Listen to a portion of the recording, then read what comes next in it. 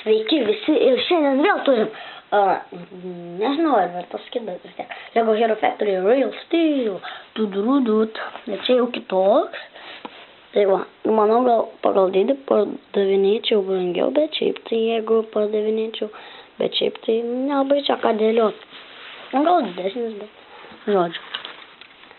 Tai va, čia koja, čia tokia nagai. Būna gerai taip prie rankos pridėti ir tokia nagai. Čia kita koja, irgi tokia pat nagai.